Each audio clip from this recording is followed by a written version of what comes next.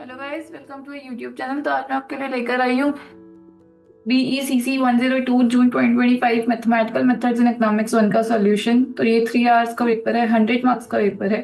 Section A के questions के solutions आज हम करेंगे। सेक्शन ए में फर्स्ट क्वेश्चन आपका है कि monopolist face a demand function P equals to 80 minus 2Q। तो हमें यहाँ एक डिमांड फंक्शन दिया गया है जहाँ पे P is equals to price है, Q is equals to quantity है। तो हमें फर्स्ट पार्ट दिया हुआ है कि find the expression for marginal revenue. तो अब मार्जिनल रेवेन्यू निकालना है। पहले हम इस क्वेश्चन को लिख लेते हैं और आइए इसको सॉल्व करते हैं। तो ये जून 2025 का सॉल्यूशन है। Okay, let's write.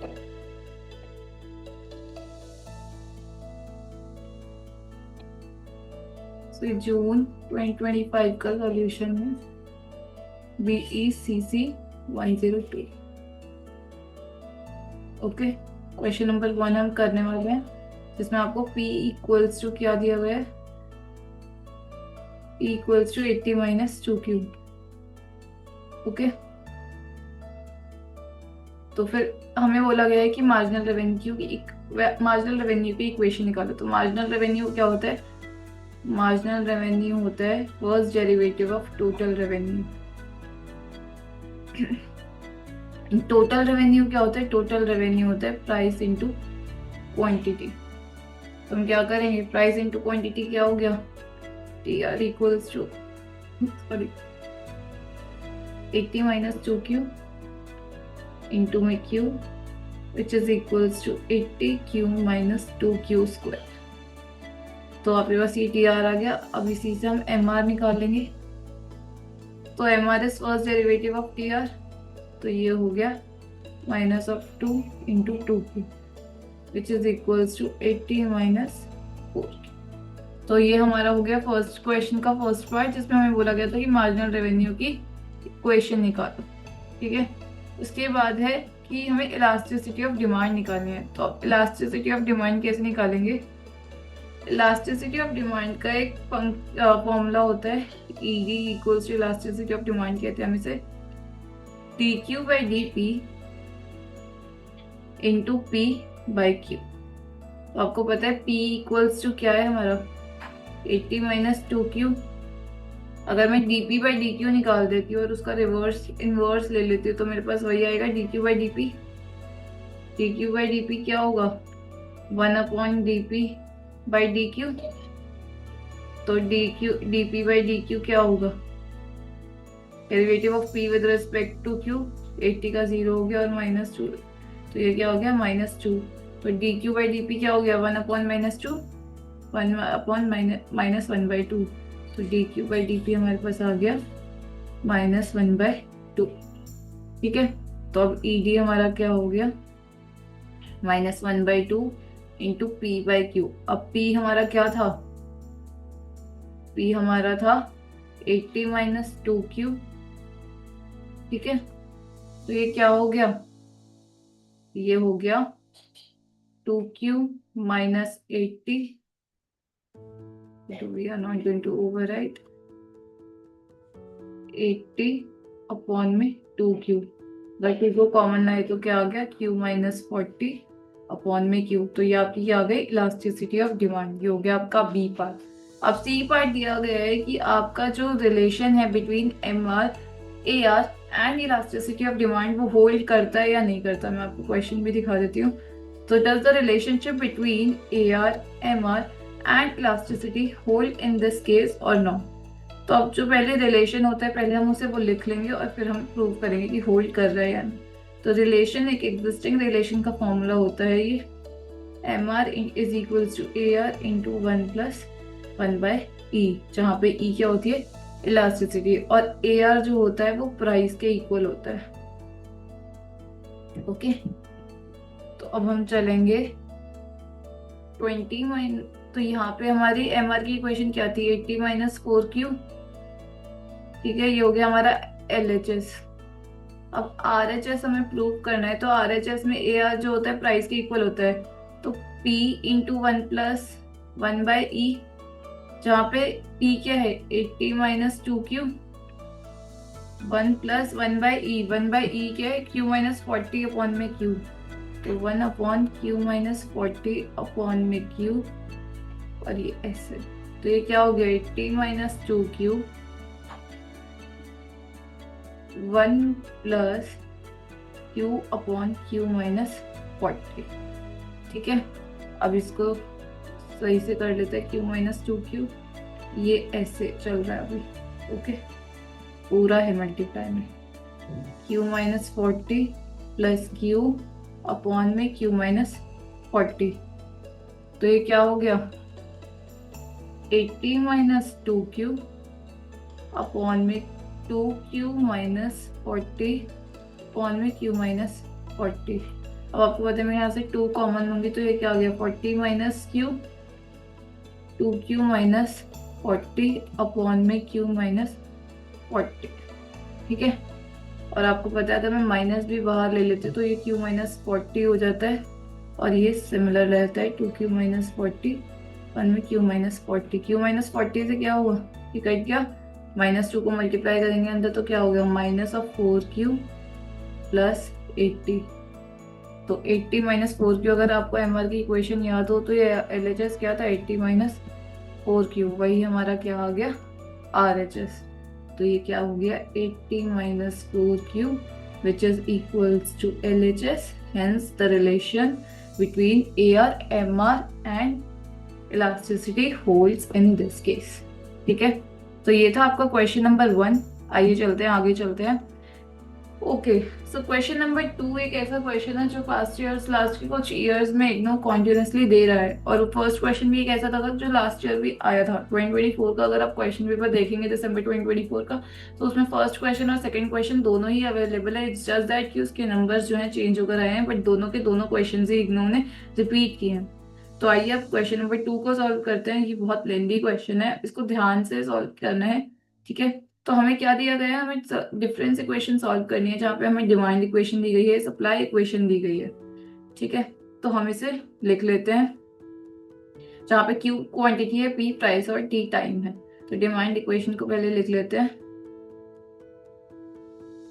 Question number 2, जहाँ पे Q डी है आपका 125 - 2PT,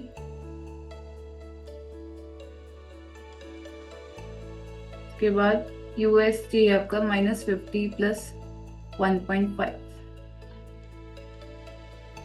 -50 + 1.5 PT -। ठीक है, तो ये हो गया आपका QD एंड QS। अब आपको पता है कि जब डिमांड और सप्लाई इक्वेशन दी हुई होती है तो इक्विलिब्रियम क्या होता है, एट इक्विलिब्रियम क्या होता है, QD और QS इक्वल होते हैं। ठीक है, पुट कर दें तो 125 - 2PT equals to -50 + 1.5 PT -1। तो ये क्या इक्वेशन बनी है, यहाँ पे आ गया 175 equals to 2PT + 1.5 PT -1। ठीक है, तो ये इक्वेशन क्या हो गई 2PT + 1.5 PT -1 equals to 175। ये आपकी एक इक्वेशन आ गई है। ठीक है, अब क्या होगा कि इसकी कॉरेस्पॉन्डिंग होमोजेनियस इक्वेशन क्या होगी, होमोजेनियस इक्वेशन जिसमें कोई कांस्टेंट नहीं होता। तो कॉरेस्पॉन्डिंग, जैसे मैं स्टेप बाय स्टेप इसको सॉल्व कर रही हूँ, आपको पेपर में भी ऐसे ही सॉल्व करना है। ध्यान रखना है कि कोई भी स्टेप ब्रेक ना हो जाए, कोई भी आप डायरेक्ट स्टेप नहीं पिक करें। इक्वेशन क्या होगी इसकी 2PT + 1.5 PT -1 equals to 0। और इसकी करेक्टरिस्टिक इक्वेशन क्या होगी,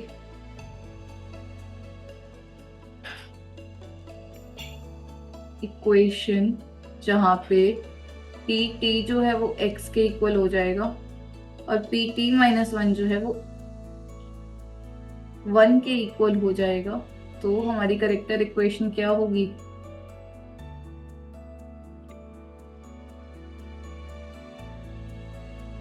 2x + 1.5 equals to 0, जहाँ पे हमारे पास रूट क्या आ जाएगा x equals to -1.5/2 which is equals to minus of 15 by 20, which is equals to 3 by 4। ठीक है,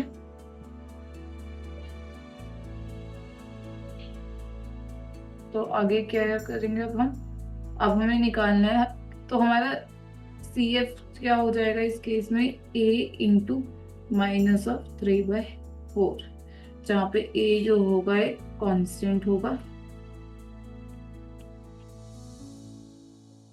ठीक है, तो अब क्या होगा, अब हमें पता है कि हमारे पास एक इक्वेशन थी, हमारे पास एक कांस्टेंट था इक्वेशन पे, we have constant in equation, याद है वो ऊपर 175 था, इक्वेशन क्या थी वो, एक इक्वेशन थी टी के टर्म्स में जो कि इक्वल्स थी 175 के। तो ये क्या हो गया, तो हम यहाँ पे अज्यूम करते हैं,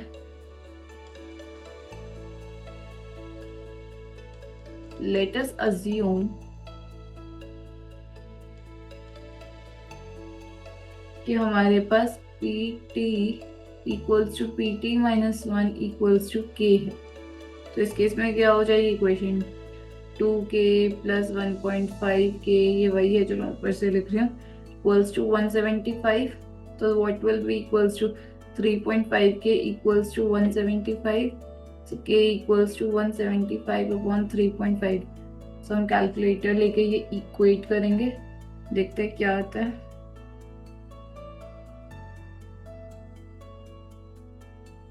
This will be equals to 50। Okay, सो आपके पास k भी आ गया which is equals to 50। अब तो हमारे पास अब सारी चीजें आ गई है। अब तो जनरल इक्वेशन जो है वो कैसे डिफाइन होती है, डेफिनेशन क्या होती है,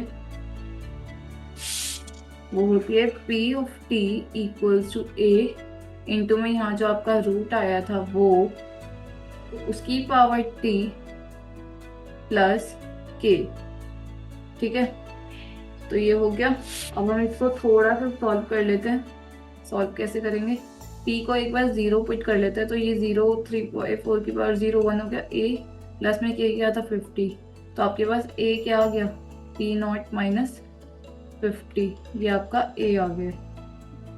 तो हमारी इक्वेशन क्या हो गई है, हमारी equation P T equals to p0 minus 50 into में माइनस 3/4 की पावर t प्लस 50, ये हमारा जो है इसकी डिफरेंस इक्वेशन का सॉल्यूशन है जो हमें इस क्वेश्चन में निकालने के लिए दिया था। तो ये था आपका क्वेश्चन नंबर 2। इसके बाद हम क्वेश्चन नंबर 3 करेंगे एंड देन क्वेश्चन नंबर 4 करेंगे।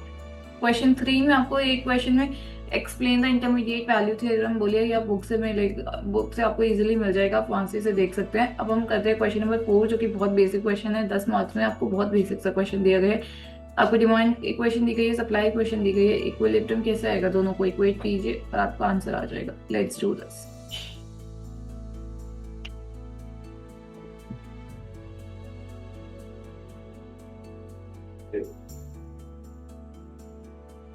हमारा क्वेश्चन नंबर 3 क्या है, क्वेश्चन नंबर 3 का बी पार्ट जिसमें d of p equals to 50 minus 2p और s ऑफ p क्या है हमारा minus of 10 plus p। Yes, तो at equilibrium demand is equal to supply, तो in this case 50 minus 2p equals to minus 10 plus p। तो ये 50 plus 10 कितना हुआ 60, और ये p वहां गया तो 3p, तो आपके पास इक्विलिब्रियम प्राइस क्या आ गया 20, और आपके पास इक्विलिब्रियम क्वांटिटी क्या आ गई माइनस 10 प्लस p कितना था, दिस इज इक्वल्स टू 10। तो ये हो गया आपका थर्ड क्वेश्चन का बी पार्ट जिसमें आपको इक्विलिब्रियम क्वांटिटी जो है 10 आ गई और इक्विलिब्रियम प्राइस जो है 20 आ गया। अब हम लास्ट क्वेश्चन 4 करेंगे इस वीडियो का, और नेक्स्ट पार्ट में हम सेक्शन बी को सॉल्व करेंगे। तो लास्ट क्वेश्चन इसमें है कि हमारा टीसी जो है 50 प्लस 40 क्यू और डिमांड इक्वेशन हमारी है 50 माइनस 0.5 क्यू। हमें आउटपुट लेवल निकालना है जिसपे प्रॉफिट जो है मैक्सिमाइज है। इसको भी जल्दी से हम पिक कर लेते हैं। क्वेश्चन नंबर 4 बहुत बेसिक सा क्वेश्चन है। TC equals to 50 plus 40 Q and P equals to 50 minus 0.5 Q, I guess. Okay, 50 minus 0.5 P है. That is Q equals to 50 minus 0.5 P. Okay. तो now मुझे इसको पहले P के टर्म्स में लेकर आना पड़ेगा। So this is 0.5P equals to 50 minus Q and it will be now, so this is 1/2, right? इसे अभी के लिए ऐसे लिख लेते हैं। Then हमारी P की इक्वेशन आ गई 100 minus 2Q। तो प्रॉफिट की इक्वेशन क्या होती है? Total cost minus total revenue. Total revenue क्या होता है? Price into quantity. तो अब प्राइस इंटू क्वांटिटी क्या होगा? टोटल रेवेन्यू की इक्वेशन। ओके, प्रॉफिट हमारा होता है total revenue minus total cost. My mistake, total revenue minus total cost. ठीक है, तो this is 100 minus 2Q into Q। तो therefore profit is equal to 100 minus 2Q into Q minus 50 minus 40Q। ठीक है, अब हम इसे इक्वेट कर जल्दी इसका फर्स्ट डेरिवेटिव निकाल लेंगे with respect to Q। So this is dQ by dpi by dQ, dpi by dQ which is equals to, पहले हम इसका करेंगे तो 0 माइनस 2 इंटू 1 और Q ऐसा रहता रहेगा। फिर हम Q का करेंगे जो कि आएगा 1, फिर माइनस ऑफ 50 का 0 हो जाएगा और 40 इंटू 1। तो ये हो गया minus 2Q minus 100 plus 2Q। Okay, 100 minus 2Q into my Q. So basically this will be okay, so this will be plus, so this will be minus and this will be plus. This will be plus 100 minus 2Q, okay, and minus 40। तो ये क्या हो जाएगा हमारे पास? 100 minus 40 60 minus 4Q। अब हम इसे equate करेंगे इक्वल्स टू 0। इक्वेट करेंगे अगर आप dpi by dQ को इक्वल्स टू 0 तो आपके पास क्या आएगा? Q स्टार जो कि है प्रॉफिट मैक्सिमाइजिंग आउटपुट आ जाएगा। तो Q स्टार 60/4 कितना होता है? 50। तो ये आपके पास आ गया प्रॉफिट मैक्सिमाइजिंग आउटपुट। अब हमें मैक्सिमम प्रॉफिट भी निकालना है। पहले हम इसका डबल डेरिवेटिव निकाल लेंगे ताकि हम दिखाएं कि हम प्रॉफिट मैक्सिमाइज ही हो रहा है। तो 60 माइनस 4Q का डेरिवेटिव 60 माइनस, तो this is equals to -4 which is less than 0। Therefore profit is maximised at Q star equals to 15। अब इस पे आपको निकालना है आपका प्रॉफिट। तो आपकी प्रॉफिट की इक्वेशन क्या थी? 100 minus 2Q into Q minus 50 minus 40Q। तो ये 100 माइनस 30 हो गया, 2 into 15 30 into 50 into 50 minus 40 into 50। So basically क्या हो गया? 70 इंटू 15 कितना होता है?